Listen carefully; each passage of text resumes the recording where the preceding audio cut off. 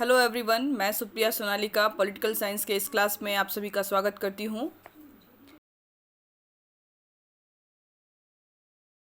ये third year के students के लिए है, ओल्ड कोर्स वाले स्टूडेंट्स के लिए है, और उनके कोर्स में जो पेपर 7 है उसके अंतर्गत हम लोग एक विचारक, महत्वपूर्ण विचारक के बारे में जानेंगे। अपने लास्ट क्लासेस में सोशल कॉन्ट्रैक्ट थ्योरी के 3 जो महत्वपूर्ण विचारक हैं, थॉमस हॉब, जॉन लॉक और जे रूसो के बारे में हमें पढ़ना है। हमने हॉब्स और लॉक के बारे में पिछले क्लासेस में स्टडी कर ली है। उनकी जो प्राकृतिक अवस्था और सोशल कॉन्ट्रैक्ट के बारे में उन्होंने जो सिद्धांत दिए हैं।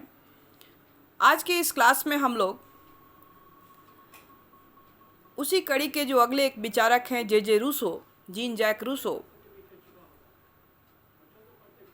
उनके सिद्धांतों की चर्चा करेंगे। और स्पेशली आज के क्लास में हम उनके जीवन परिचय, उनकी जो प्रमुख रचनाएं हैं उनका अध्ययन करेंगे। साथ ही साथ उनकी शैलियों का अध्ययन करेंगे, लेखन शैलियों का अध्ययन करेंगे, और मानव स्वभाव या प्राकृतिक अवस्था के बारे में उन्होंने क्या बताया है, इन सभी बातों की चर्चा हम आज के क्लासेस में करेंगे। Jean Jacques Rousseau. मनुष्य स्वतंत्र पैदा होता है और हर जगह वह जंजीरों से जकड़ा हुआ है। Man is born free but everywhere he is in chain.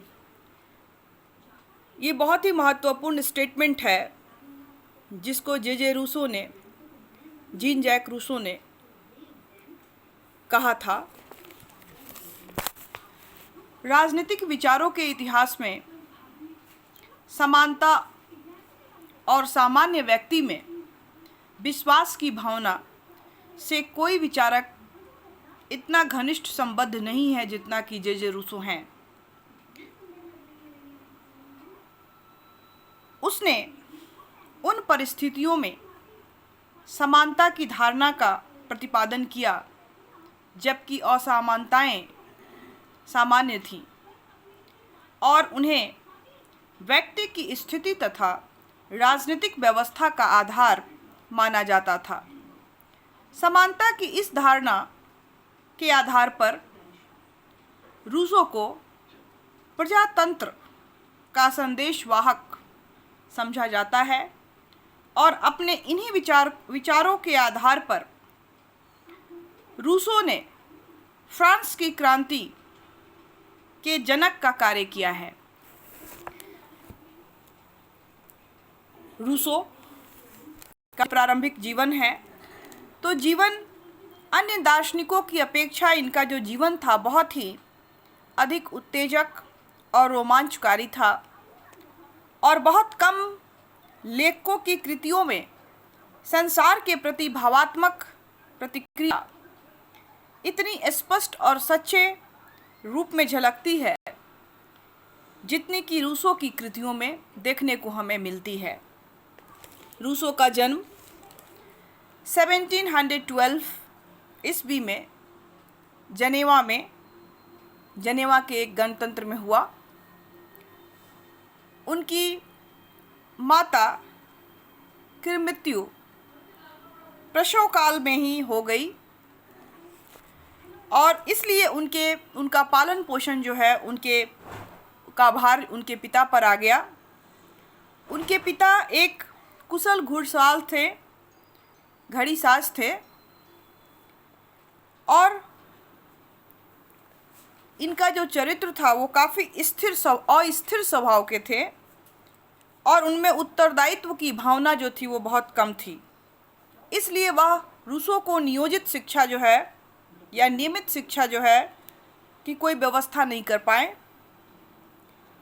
और ऐसा उनके एक चाचा ने उनका प्रारंभिक शिक्षा पूरी कराई। और इस वजह से जो है था रूसो जो थे वो मतलब बचपन में जो थे काफ़ी आवारागर्दी किस्म के जो है वो बन गए और 16 वर्ष की अवस्था से लेकर 14 वर्षों तक वह इसी अवस्था में रहे,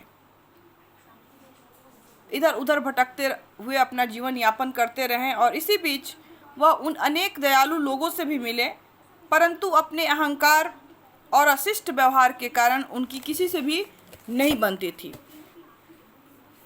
और जैसा कि मैंने कहा कि वह काफ़ी घुमक्कड़, घूमने फिरने, आवारा किस्म के जो थे, चूँकि माँ का साया बचपन में ही चला गया था, पिता भी जो थे उतने रिस्पॉन्सिबल नहीं थे जो अपने बच्चे को ध्यान अच्छे से दे सके, अच्छी शिक्षा दिला सकें, और इसलिए इनकी संगत बेसंगत हो गई और अपने जीवन में लगभग 14 वर्षों तक यह इधर उधर भटकते रहे, काफ़ी लोगों से मिले। और उसी में एक महत्वपूर्ण एक मादम डी वॉरेंस थी से इनकी मुलाकात हुई और इन्होंने इनको अध्ययन वगैरह कराया और वहीं पर उसने प्लेटो की रिपब्लिक जो पुस्तक थी उसको भी पढ़ा, जिसका उसके पर गहरा प्रभाव पड़ा। और इसके बाद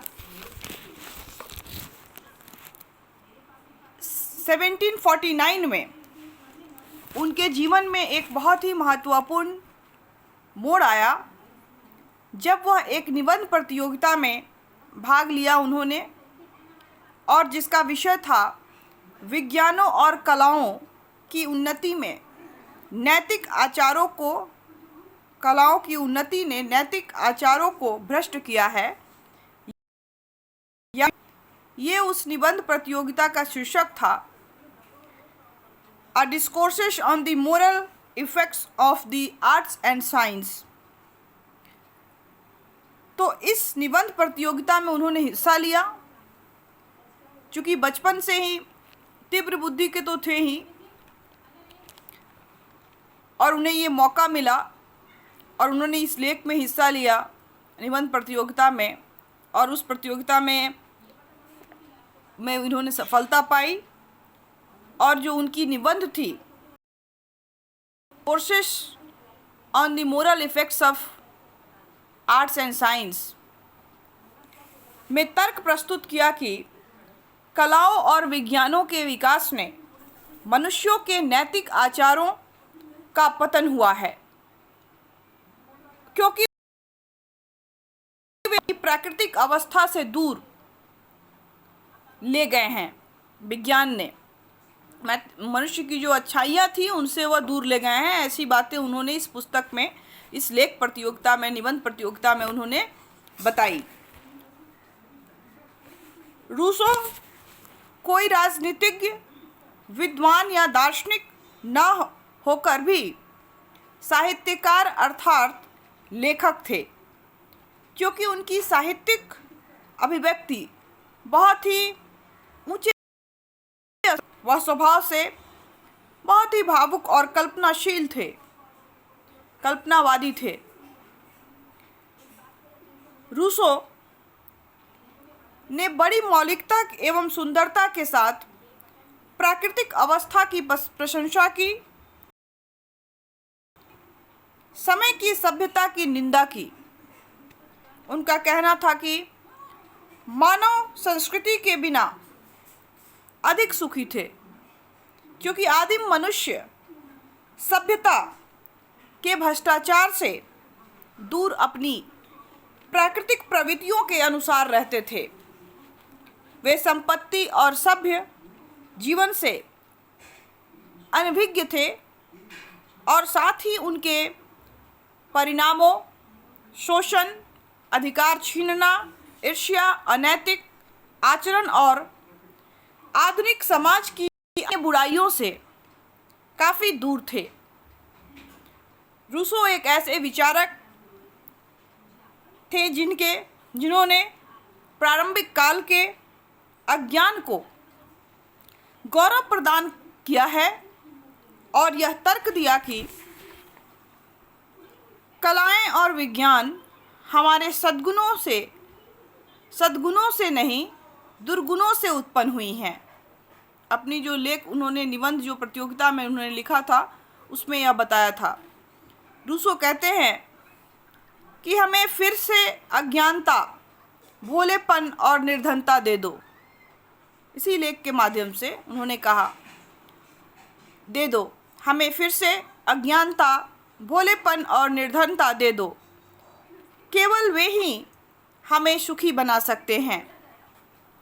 रूसो ने कहा कि मानव बंधन मुक्त उत्पन्न होता है, पर वह सर्वत्र जंजीरों से जकड़ा हुआ है। भी समझता है, पर वह उससे अधिक पराधीन है। यह परिवर्तन कैसे हुआ मैं नहीं जानता, किंतु मुझे विश्वास है कि मैं इस प्रश्न को हल कर सकता हूँ। ये रूसो के कथन थे। रूसो ने कहा कि विवेकी मनुष्य एक पतित पशु के समान है। विवेकी मनुष्य एक पतित पशु के समान है। A thinking man is deprived animal. Rousseau अपने जीवन के प्रारंभिक समय में बर्क और ह्यूम एक विचारक थे, उनसे काफ़ी प्रभावित था, काफ़ी उनसे लगाव था, परंतु जो है इन लोगों से भी रूसो की नहीं बनी। और इसकी जो दूसरी जो इसने महत्वपूर्ण जो लेख लिखा, एक बार फिर दोबारा से इसको निबंध प्रतियोगिता में भाग लेने का अवसर 1754 में मिला भाग लेने का। और उसने निबंध का उस समय जो निबंध का विषय था वो था असमानता की उत्पत्ति और उसकी आधारशिला। Discourses on the origin and foundation of inequality. और यह निबंध निजी संपत्ति की संस्था पर उसका एक कड़ा प्रहार था। उसने कहा कि विषमता का मूल कारण निजी संपत्ति है, जो कि नितांत अस्वाभाविक और अनौचित्यपूर्ण है। जिन्होंने निजी संपत्ति पर अधिकार कर लिया, उनकी सुरक्षा के लिए राज्य का जन्म हुआ। वह लिखते हैं, वह प्रथम व्यक्ति जिसने एक भूभाग पर अधिकार जमाकर यह कहना प्रारंभ कर दिया कि यह मेरी भूमि है, और उसकी इस बात को अन्य मूर्खों ने स्वीकार कर लिया। वह व्यक्ति ही राज्य का संस्थापक है। निर्धन लोग सोचते हैं कि राज्य भूस्वामियों से उसकी रक्षा करने के लिए है, परंतु कुछ ही दिनों में वे राज्य के वास्तविक रूप को समझ लेते हैं, लेकिन वे शक्तिशाली राज्य के विरुद्ध कुछ नहीं कर पाते हैं। दूसरी जो लेख थी इनकी, ये भी बहुत ही इम्पोर्टेंट थी, लेकिन चूँकि उस समय जो फ्रांस में जो राजनीति चल रही थी उसके वजह से इनको दूसरा पुरस्कार इनको नहीं मिला। लेकिन ये जो था ये भी बहुत ही इम्पोर्टेंट इनका एक निबंध था। वो अलग बात थी कि उनको उसमें इसके लिए पुरस्कृत नहीं किया गया।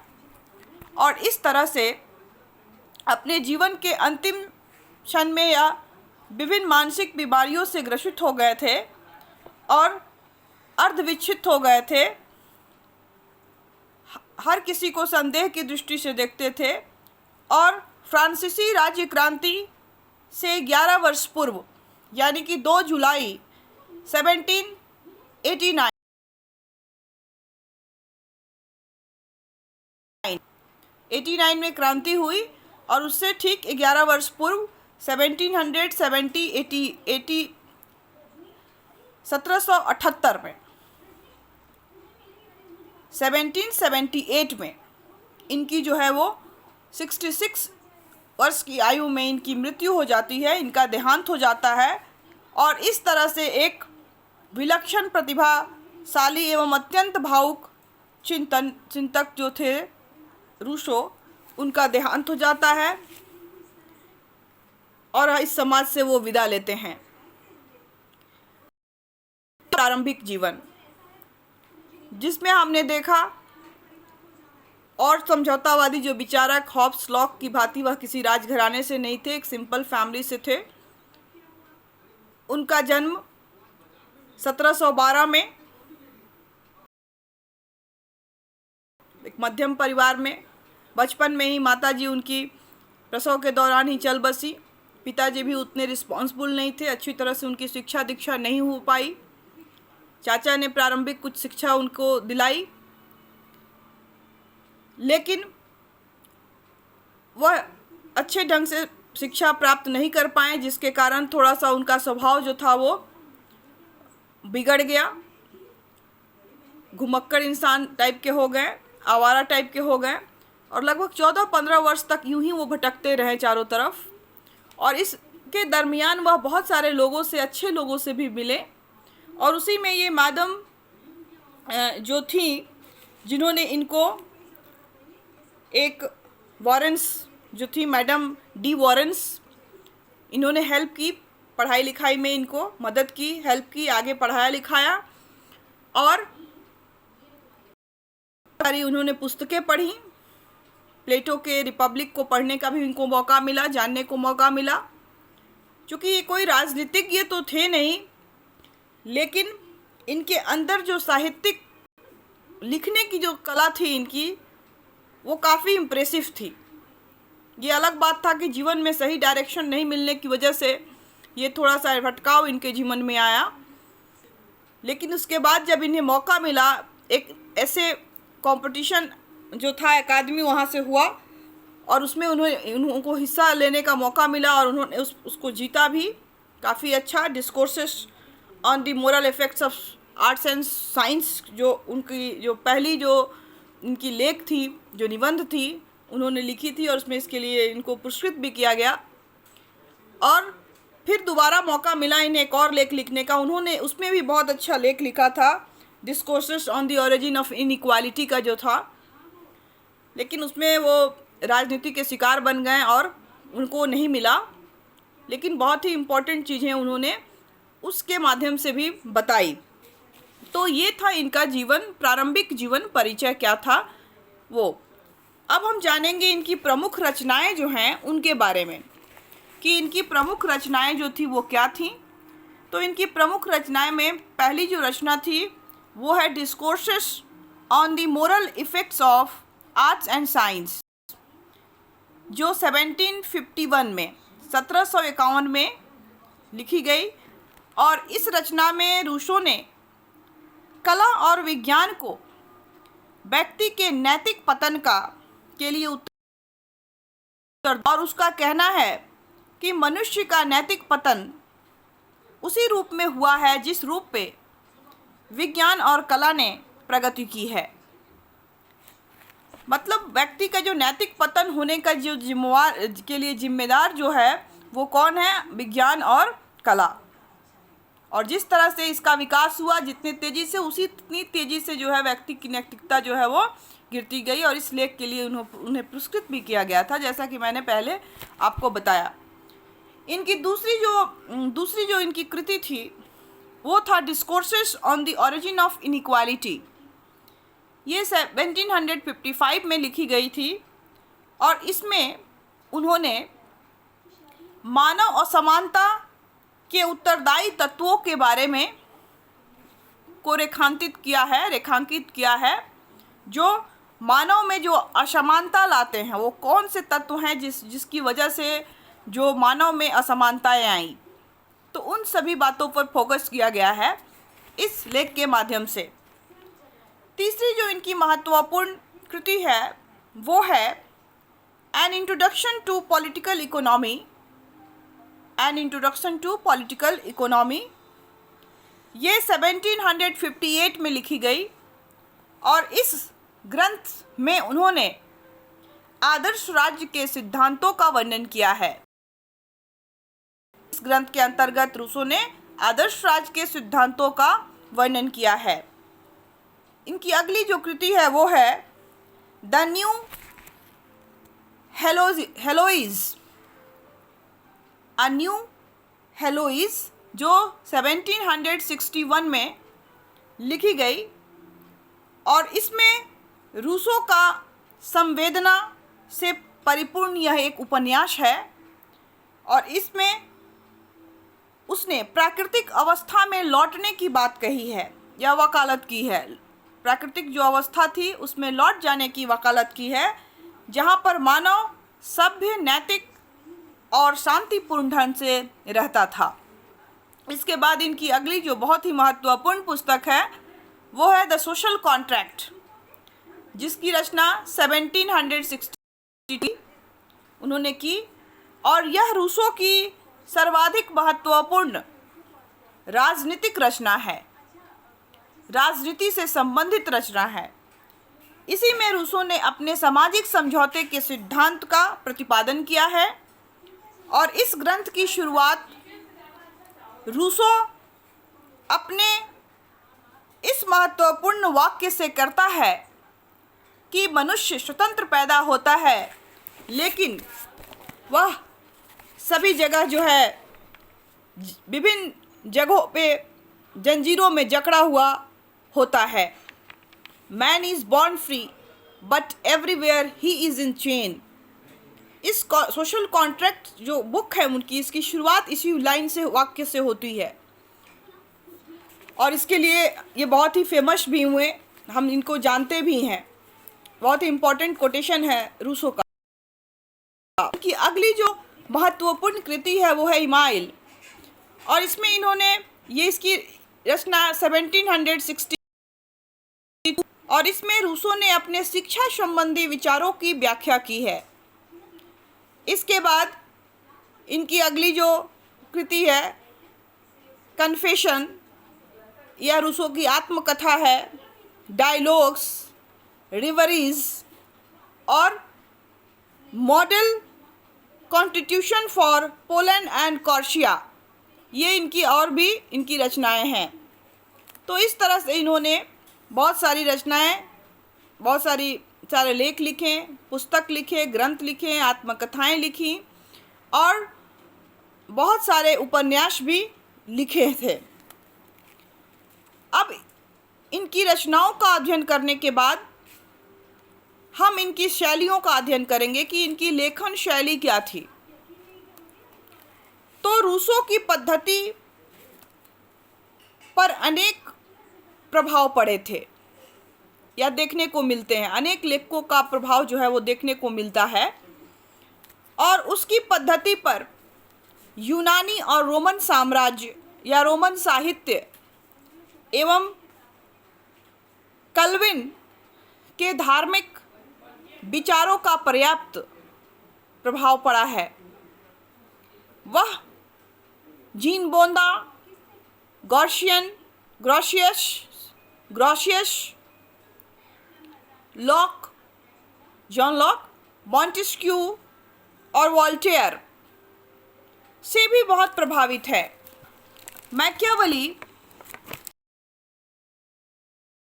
रूसो कहता है कि मानव इतिहास मानव जाति के पतन की कहानी है। यूनानी दार्शनिकों के प्रभाव के कारण वह स्वीकार करता है कि मनुष्य सामाजिक प्राणी है। नगर राज्य के प्रभाव के कारण वह प्रत्यक्ष प्रजातांत्रिक शासन पद्धति का पोषक है। जो यूनान में जो नगर राज्य थे, जहाँ पे प्रत्यक्ष डायरेक्ट डेमोक्रेसी थी, उससे भी वह बहुत प्रभावित था और वह उसका पक्षधर था, और उस पर मध्य युग के भी बहुत सारे प्रभाव पड़े। रूसो की पद्धति जो है बहुत कुछ हॉब्स की पद्धति से मिलती जुलती है। हॉब्स के समान उसने भी मनोवैज्ञानिक विश्लेषणात्मक पद्धति को अपनाया है, मनोवैज्ञानिक विश्लेषणात्मक पद्धति को अपनाया है, और इतिहास को आधार बनाकर अनुभवात्मक पद्धति एम्पिरिकल मेथड्स का अनुसरण किया है। रूसो की पद्धति के संबंध में मैक्सी एक विचारक हैं जिन्होंने कहा है कि एक विद्वान के कथन का उल्लेख किया जा सकता है कि रूसो की पद्धति गूढ़ चिंतन की पद्धति है और वह तत्वों का प्रयोग केवल अपनी सैद्धांतिक पूर्व धारणाओं की पुष्टि करने के लिए करता है। तो इस तरह से उसके विचारों पर, उसकी शैलियों पर विभिन्न युगों के जो विद्वान थे मिलती है, चाहे वो यूनानी नगर राज्य हो, रोमन साम्राज्य हो या मध्यकालीन विचारक हो। जॉन लॉक और थॉमस हॉब्स के भी विचार पर उन विचारों का, उनकी शैलियों का दर्शन जो है रूसो के कृतियों में, शैलियों में हमें देखने को मिलता है। अब हम देखेंगे कि विभिन्न विद्वान जो हैं उनके बारे में कुछ स्टेटमेंट देते हैं, कहते हैं। तो कुछ जो उनमें से महत्वपूर्ण स्टेटमेंट हैं उसके बारे में हम जानेंगे और फिर हम उनके मानव स्वभाव का जो अध्ययन, जो प्राकृतिक अवस्था का जो उन्होंने अध्ययन किया है, बताया है, उसके बारे में जानेंगे। तो एक बहुत बड़े विचारक हैं वेपर। उन्होंने कहा है कि रूसो हॉब्स की भांति निरंकुशवादी है, किंतु वह लॉक से अधिक लोकतांत्रिक है। वेपर का कथन है, रूसो ने राजनीतिक, शिक्षा शास्त्र, धर्म, साहित्य पर अपनी मौलिक प्रतिभा की छाप छोड़ी है और लैंसन के साथ यह कहना कठिनता से अतिशयोक्ति होगा कि वह वर्तमान की ओर पहुंचने वाला समस्त रास्तों के प्रवेश द्वार पर मिलता है।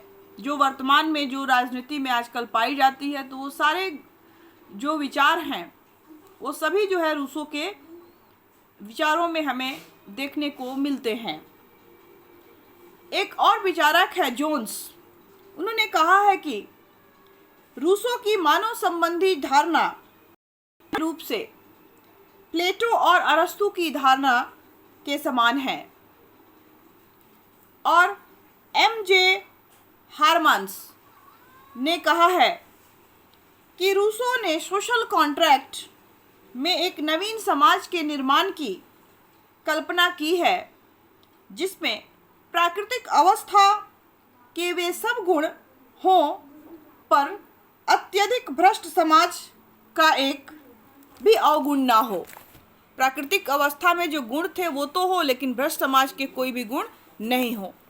इसी प्रकार मैक्सी एक विचारक हैं। उन्होंने उनके बारे में लिखा है, कहा है कि हॉब्स और लॉक के सामाजिक संविदा सिद्धांतों का सम्मिश्रण करके रूसो ने एक ऐसे सिद्धांत का विकास किया जिसको तर्क सरलता से गलत तो बता सकता है पर खंडित नहीं किया जा सकता। इसी प्रकार जी.एच. सेवाइन का कहना है कि रूसो ने प्राकृतिक मानव की जिस ढंग से आलोचना की है उसको ध्यान में रखते हुए उसके संविदा के विचार को भ्रम और निरर्थक मानकर ना चाहिए। और डनिंग एक विचारक है। उन्होंने कहा, रूसो का अपने संविदा से तात्पर्य और प्रभावों की व्याख्या अशुद्ध तर्क और पूर्ण विचारहीनता अद्भुत मिश्रण है। और इस तरह से बहुत सारे विचारकों ने अपने विचार उनके सामाजिक समझौते से संबंधित या उनके जो उनकी कृतियां हैं उससे संबंधित की है। अब हम जानते हैं कि उन्होंने मानव स्वभाव के बारे में क्या कहा है। तो मानवीय स्वभाव के विषय में रूसो का विचार जो है हॉब्स और लॉक दोनों से भिन्न है। उसने पुरस्कार प्राप्त करने वाले उपर्युक्त निबंध में प्राकृतिक स्थिति में मनुष्य को स्वाभाविक रूप से अच्छा, सुखी, सीधा, चिंता रहित, स्वस्थ, शांतिप्रिय और एकांत प्रिय बतलाया है, जिसकी वजह से उन्होंने जो लेख लिखा उसमें उसकी भाव की ये विचित्रण उन्होंने किया था। दूसरे शब्दों में रूसो ने प्लेटो और अरस्तु के समान मनुष्य को स्वभाव से अच्छा, निर्दोष और निष्पाप माना है। रूसो कहते हैं कि संसार में पाया जाने वाला पाप, दुराचार और भ्रष्टाचार मनुष्य की जन्मजात दुष्टता के परिणाम ना होकर कला और विज्ञान की प्रगति का परिणाम है। मतलब जितनी जो बुराइयां आई वो कला और विज्ञान ने जो प्रगति उसके फलस्वरूप आई हैं। जिस अनुपात में विज्ञान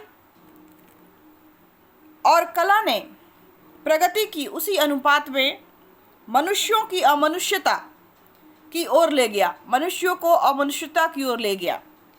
रूसो इस बात को स्वीकार करते हैं कि विज्ञान एवं कला ने मनुष्य को सभ्य अवश्य बनाया है, परंतु सभ्य बनाकर उसमें भय, छल, कपट, संदेह, ईर्ष्या, क्रूरता और दुर्गुण भर दिए हैं या उत्पन्न कर दिए हैं। आगे रूसो कहते हैं, रूसो ने मानवीय स्वभाव और कला तथा विज्ञान की प्रगति में स्पष्ट संबंध स्थापित किया है। कला और विज्ञान ही मनुष्य या मानव के साहस, नैतिक और सद्गुणों के अंत का कारण है। स्पष्टतः रूसो ने यह तर्क दिया है कि मनुष्य स्वभावतः बुरा नहीं होता, वरन कला और विज्ञान ने उसे बुरा बना डाला है। अपने इस तथ्य को सिद्ध करने के लिए रूसो ने मानव स्वभाव का निर्माण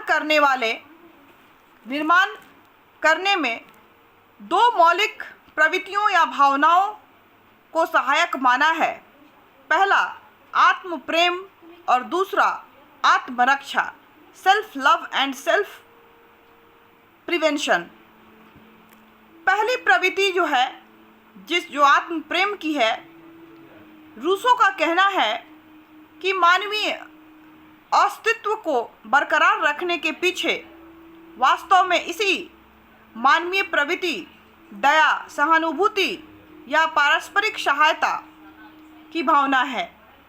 रूसो का कहना है कि इसी भावना ने मानवीय जीवन को नष्ट होने से बचाया है। रूसो का मत है कि आत्म प्रेम और सहानुभूति की भावनाएं सब मनुष्यों में पाई जाती हैं। वह इन भावनाओं को शुभ मानता है जो मानव में मानवीयता को बनाए रखती है। रूसो अपनी इसी धारणा के आधार पर हॉब्स के इस विचार का खंडन करते हैं कि मानव पाशविक प्रवृत्ति का होता है या पाशविक प्रवृत्ति से ओतप्रोत है। रूसो इस बात को स्वीकार करते हैं कि मानव की प्रवृत्ति आत्म प्रेम और दूसरी प्रवृत्ति में कभी कभी संघर्ष होना स्वाभाविक है। उदाहरण के लिए आत्म प्रेम या आत्महित की भावना माता को अपनी क्षुधा को शांत करने के लिए प्रेरित है, पर दया और ममत्व उसे अपने भूखे बच्चों को भोजन देने के लिए बाध्य करती है। पारिवारिक हित की इच्छा मनुष्य को कभी कभी ऐसे कार्य करने को बाध्य करती है जो सामाजिक हित के प्रतिकूल होता है। दोनों भावनाओं में इस प्रकार का संघर्ष मनुष्य के समक्ष एक समस्या उत्पन्न करती है, क्योंकि मनुष्य इन मूलभूत भावनाओं को पूर्ण रूप से संतुष्ट करने में असमर्थ होता है। इसलिए उसने संविदा करने को विवश हो जाता है और वह इस संविदा को एक नई भावना का विकास करके करता है जिसे अंतःकरण कहते हैं।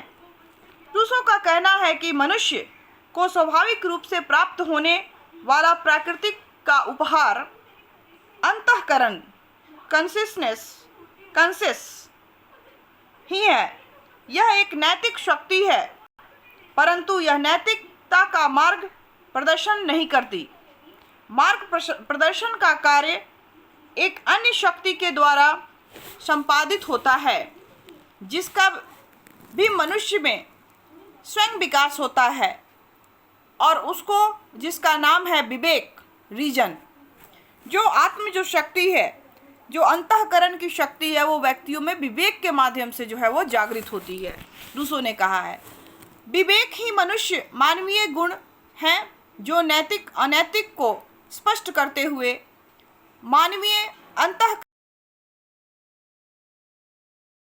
अंतःकरण के आधार पर मनुष्य अपने नैतिक दृष्टिकोण का निर्माण करता है। रूसो की मानव स्वभाव संबंधी धारणा हॉब्स और लॉक के विचारों से भिन्न है, अतः वह स्वाभाविक है कि उसकी प्रकृति अवस्था संबंधी धारणा भी इन दोनों के विचारों की धारणा से भिन्न होगी। रूसो का कहना है कि प्राकृतिक अवस्था में मनुष्य एकाकी, स्वतंत्र, नैतिक तथा निस्वार्थ, संपत्ति और परिवार से रहित आदिम स्वर्ण युग की स्वर्गीय दशा यानी सर्वोत्तम वातावरण में रहता था। प्राकृतिक अवस्था में ममत्व की, तेरे मेरे की कोई भावना नहीं थी। उसका जीवन सभ्य वनेचर, नोबल सरेज के समान था। वह सुखी और खुश था। रूसो ने प्राकृतिक अवस्था के मानव को सभ्य वनेचर या श्रेष्ठ बर्बर माना है। उसका जीवन अत्यंत सुखी, शांतिपूर्ण और संतोषजनक था। वह कहता है कि प्राकृतिक अवस्था में समानता, स्वतंत्रता, नैतिकता का बोलबाला था, क्योंकि प्राइवेट प्रॉपर्टी का अभाव था, जो सभ्यता निर्माण हेतु उत्तरदायी हैं। लेकिन प्राकृतिक अवस्था में ये खुशहाली ज़्यादा दिनों तक कायम नहीं रही, क्योंकि जैसा कि पहले बताया गया है कि भूमि रूपी व्यक्तिगत संपत्ति का जन्म हो गया और इसने तमाम खुशियों को ही निगल डाला। प्राकृतिक अवस्था की संपत्ति के बाद समाज, जिसे सभ्य समाज की संज्ञा दी गई, विभिन्न समस्याओं से ग्रसित हो गया और सभ्य समाज में अनैतिकता, बेईमानी, हिंसा, कामुकता, लोभ का बोलबाला हो गया और इस वजह से जो है कॉन्ट्रैक्ट करना पड़ा। तो इस तरह से उसने जो है अपने सामाजिक समझौते के सिद्धांत के अंतर्गत मानव के स्वभाव का वर्णन किया है और उसका जो मानव का स्वभाव था या प्राकृतिक अवस्था थी, हॉब्स और लॉक दोनों के प्राकृतिक अवस्था से भिन्न थी। उसकी प्राकृतिक अवस्था काफ़ी अच्छी थी, लेकिन जैसे ही भूमि या संपत्ति की उत्पत्ति होती है, समाज में जो है विषमताएं फैलने और व्यक्ति जो है नैतिक से अनैतिक होने लगता है। अधिक से अधिक धन को अर्जित करने की जो लालसा जो है उसकी बढ़ने लगती है और इस तरह से समाज में असमानताएं आ जाती हैं और व्यक्ति का स्वभाव जो है वो एक तरह से जो अच्छा था वो बाद में बदल जाता है। तो इस तरह से उसने जो है अपने मानव का जो स्वभाव है उसका वर्णन जो है वो अपने सामाजिक समझौते के सिद्धांत में किया है। आई होप आपको समझ में आया हो।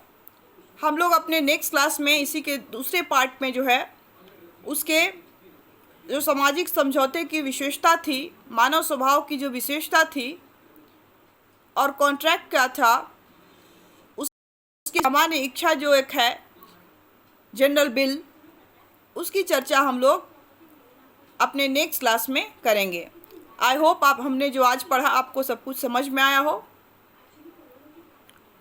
आज का क्लास जो है हमारा यही समाप्त होता है। घर में रहें, सुरक्षित रहें, पढ़ते रहें। Thank you all of you.